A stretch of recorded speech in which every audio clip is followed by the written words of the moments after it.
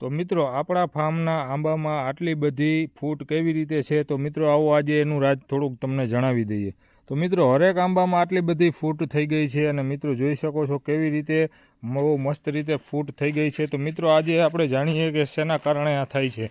તો મિત્રો સૌથી પ્રથમ તો તમે જોઈ શકો છો કે અહીંયા આપણે જે આ ટપકની પદ્ધતિ રાખેલી છે અને મિત્રો આ છે એમનું ખાતર। હવે મિત્રો આ ખાતર શેનું બનેલું છે કમેન્ટ બોક્સમાં જરૂરથી અમને જણાવો।